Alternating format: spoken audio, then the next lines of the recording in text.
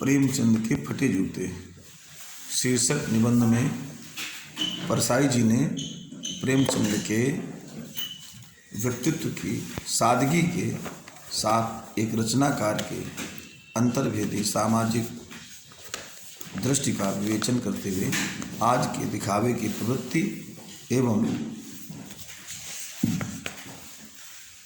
अवसरवादिता पर एक व्यंग्य किया है। अब पाठ आरंभ होता है। प्रेमचंद के फटे जूते। प्रेमचंद का एक चित्र मेरे सामने है। पत्नी के साथ फोटो खिंचा रहे हैं। सिर पर किसी मोटे कपड़े की टोपी, कुर्ता और धोती पहने हैं। कनपटी चिपटी है। गालों की हड्डियां उभर आई हैं, पर घनी मूछें चेहरे को भरा भरा बताती है। ये उनका हुलिया हो गया। पाँवों में कैनवास के जूते हैं जिसके बंद बेतरतीब बंधे हैं। लापरवाही से उपयोग करने पर बंद के सिरों पर की लोहे की पतरी निकल जाती है और छेदों में बंद डालने में परेशानी होती है। तब बंद कैसे भी कस ले जाते हैं, अर्थात जूतों को बांधने में बहुत ज़्यादा दिमाग नहीं लगाते हैं, क्योंकि जिनका दिमाग साहित्य की रचना में लगता है वो सब बनने संवरने में उतना समय बर्बाद नहीं करते हैं। दाहिने पाँव का जूता ठीक है, मगर बाएं पाँव में बड़ा छेद हो गया है जिसमें से उंगली बाहर निकल आई है। मेरी दृष्टि इस जूते पर अटक गई है। सोचता हूँ फोटो खिंचवाने की अगर यह पोशाक है तो पहनने की कैसी रही होगी। नहीं, इस आदमी की अलग अलग पोशाकें नहीं होंगी। इसमें पोशाकें बदलने का गुण नहीं है। वह जैसा है वैसा ही फ़ोटो में भी खिंच जाता है। इसका अर्थ ये हुआ कि हम सब लोग जो हैं वो फ़ोटो खिंचवाने के समय सजते बनते ठवरते हैं। हमारा फ़ोटो किसी अन्य रूप का होता है और असल ज़िंदगी में हम दूसरे प्रकार के होते हैं। लेकिन प्रेमचंद जी जैसे असल ज़िंदगी में हैं वैसे फ़ोटो खिंचवाने के समय हैं। मैं चेहरे की तरफ देखता हूँ। क्या तुम्हें मालूम है मेरे साहित्यिक पुरखे कि तुम्हारा जूता फट गया है और उंगली बाहर दिख रही है? क्या तुम्हें इसका जरा भी एहसास नहीं है? जरा लज्जा, संकोच या झेप नहीं है? क्या तुम इतना भी नहीं जानते कि धोती को थोड़ा नीचे खींच लेने से उंगली ढक सकती है? मगर फिर भी तुम्हारे चेहरे पर बड़ी बेपरवाही, बड़ा विश्वास है।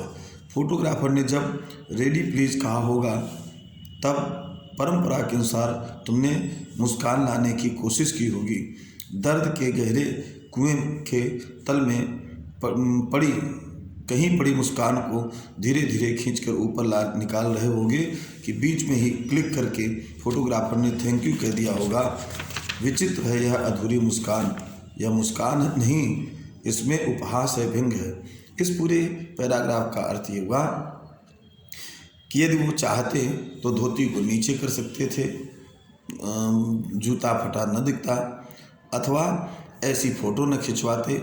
लेकिन नहीं, पत्नी के कहने पर फ़ोटो खिंचवाने आ गए तो जैसा स्वरूप है उसी प्रकार के वो दिखना चाहते हैं। अब आगे देखिए, वह कैसा आदमी है जो खुद तो फटे जूते पहने फ़ोटो खिंचवा रहा है पर किसी पर हंस भी रहा है। किसी पर हंस रहा माने समाज पर हंस रहा है, जो साहित्य जगत में इतना ऊंचा नाम किए हैं, लेकिन दुर्भाग्य से उनके पास इतना अभाव है कि जूते तक ठीक ढंग से पहनने की सामर्थ्य नहीं है। फोटो ही खिंचवाना था तो जूते पहन लेते, जूते तो ठीक जूते पहन लेते या न खिंचवाते। फोटो न खिंचवाने से क्या बिगड़ता था? शायद पत्नी का आग्रह रहा होगा और तुम अच्छा भाई चल ऐसा कह करके बैठ गए होगे। मगर यह कितनी बड़ी ट्रेजेडी है कि आदमी के पास फ़ोटो खिंचवाने को भी जूता न हो। बस यही व्यंग्य दिखाने के लिए इन्होंने ये बात लिखी कि फ़ोटो खिंचवाने के समय भी ऐसी गरीबी है कि सही जूता नहीं है।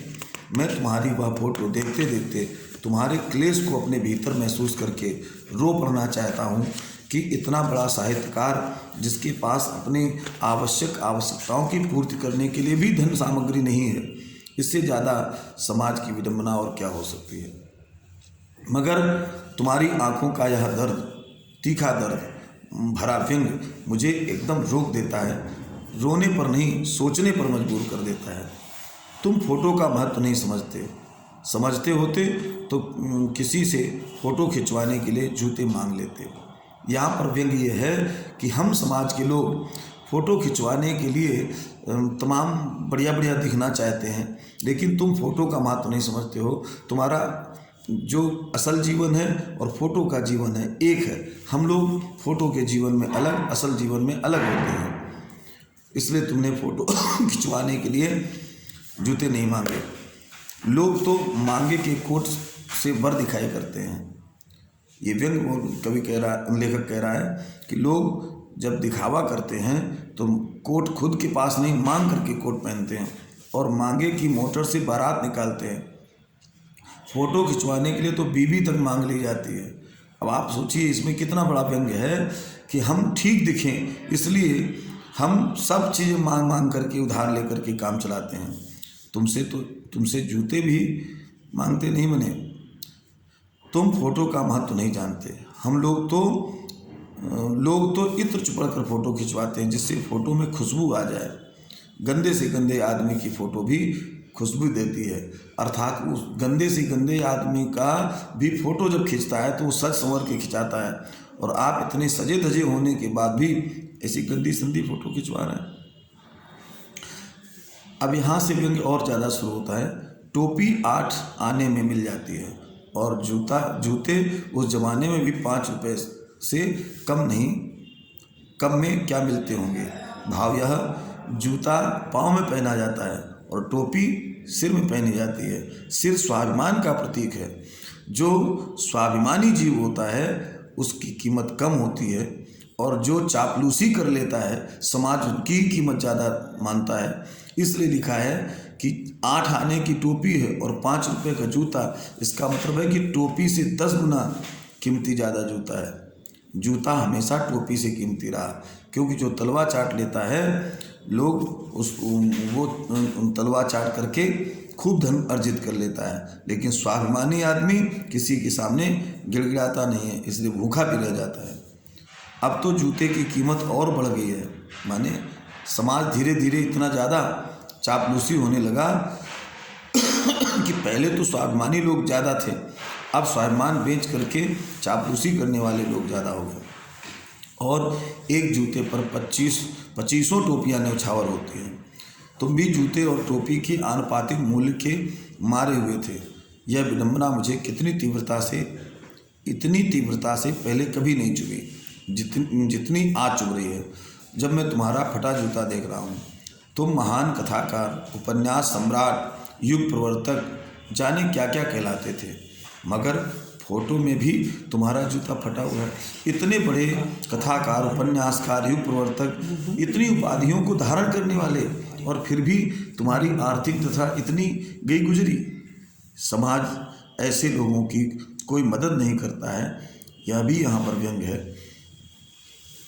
मेरा भी, अब आगे लेखक कह रहा है, मेरा जूता भी कोई अच्छा नहीं है, यूँ ऊपर से अच्छा दिखता है, उंगली बाहर नहीं निकलती, पर अंगूठे के नीचे तला फट गया है।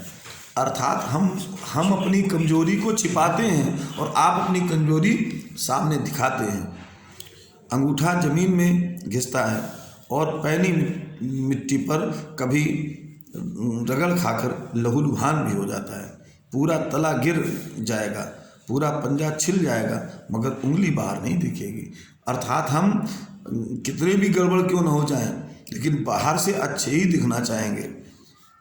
तुम्हारी उंगली दिखती है पर पाँव सुरक्षित है, मेरी उंगली ढकी है पर पंजा नीचे घिस रहा है। तुम पर्दे का महत्व नहीं जानते, हम पर्दे पर कुर्बान हो रहे हैं। इस वाक्य में यह व्यंग है कि हम प्रदर्शन करते हैं, दिखावा करते हैं, और आप यथार्थ जीवन जीते हैं। तुम फटा जूता बड़े ठाठ से पहने हो, स्वाभिमान के साथ पहने हो। मैं ऐसे नहीं पहन सकता क्योंकि मैं दिखावा पसंद हूँ। फ़ोटो तो जिंदगी भर इस तरह नहीं खिंचवाऊँ, चाहे कोई जीवनी बिना फ़ोटो के ही छाप दे। फ़ोटो के लिए कोई पत्रकार जीवनी छापना चाहे और फ़ोटो मांगे, ऐसी गड़बड़ फ़ोटो न दें, बढ़िया से बढ़िया फ़ोटो खिंचवा के दें। तुम्हारी यह व्यंग मुस्कान मेरे हौसले पस्त कर देती है। तुम व्यंग से मुस्कुरा रहे हो हमारी तरफ, मैं पस्त हो जाता हूँ। क्या मतलब है इसका? कौन सी मुस्कान है यह? क्या होरी का गोदान हो गया? अब ये प्रेमचंद जी के जो तमाम उपन्यास वगैरह रहे उन्हीं में से क्या होरी का गोदान हो गया? क्या होरी का गोदान माने जो गोदान उपन्यास है इनका, उसमें होरी उसका कथानायक है। वो जब गोदान कर लेता है बिटिया के विवाह में तो बड़ा प्रसन्न होता है, इसलिए मुस्करा रहे हो। क्या पूस की रात में नील गाय हल्कू का खेत चल गई? आपने कहानी इनकी पढ़ी होगी पूस की रात। इसका अंग्रेजी रूपांतर भी हुआ है ऑन ए विंटर्स नाइट में, जिसमें हल्कू खेत में ठंड से कांप रहा है और अपने कुत्ते झबरे को अपने गले से लगा करके रात भर ठंड में लेटा रहता है। तो उस हल्कू का खेत चल गई। क्या सुजान भगत का लड़का मर गया? मंत्र कहानी में डॉक्टर चड्ढा उस बुढ़े के पुत्र को नहीं देखते हैं, जबकि जब उनके लड़के को सांप ने काट लिया तो वो सुजान भगत जा कर के उनके लड़के को ठीक करते हैं और बिना कुछ लिए वहाँ से चुपचाप चले जाते हैं। तो वही यहाँ लेखक ने लिखा, क्या सुजान भगत का लड़का मर गया? क्योंकि डॉक्टर क्लब छोड़कर नहीं आ सकते। नहीं, मुझे लगता है माधो औरत के कफन के चंदे की शराब पी गया। कफन जो इनका उपन्यास है उसमें माधव नाम का व्यक्ति है जो कफन लेने के लिए जाता है पैसा लेकर के और शराब पी करके चलाता, कफन नहीं ले आता। वही मुस्कान मालूम होती है। मैं तुम्हारा जूता फिर देखता हूँ कैसे फट गया है मेरी जनता के लेखक। इसमें लेखक ने प्रेमचंद जी को जनता का लेखक कहा है। सामान्य मनुष्यों की दुख दशाओं को उभारते हैं, इसलिए जनता के लेखक हैं। क्या बहुत चक्कर लगाते रहे, काटते रहे? चक्कर क्यों काटते रहे? क्या बनिए कि तगादे से बचने के लिए मील 2 मील का चक्कर लगाकर लौटते रहे? यदि चक्कर लगाते तो चक्कर लगाने से जूता फटता नहीं, घिस जाता है। कुंभन दास का भी जूता फतेहपुर सीकरी आने जाने में घिस गया था। सूरदास जी के समय के ही अष्टछाप के कवियों में कुंभन दास जी थे, तो उनको अकबर ने बुलवाया था। तो फतेहपुर सीकरी आए वृंदावन से, तो उसमें उन्होंने लिखा है कि संतन को कहा सीकरी सुकाम, आवत जात पनहिया टूटी, विसर गयो हरिनाम, जिनके देखे दुख उपजत है तिनको करीबो परी सलाम। तो संतों को कहा सीकरी सुकाम। बाद में उन्हें बड़ा पछतावा हुआ। उन्होंने कहा आवत जात पनहिया घिस गए, बिसर गयो हरिनाम, संतन को कहा सीकरी सो काम, हम किस ले जाएं। तो ऐसे बुलाकर देने वालों के लिए कहा था, जिनके देखे दुख उपजत है तिनको करीबो परी सलाम। चलने से जूता घिसता है, फटता नहीं।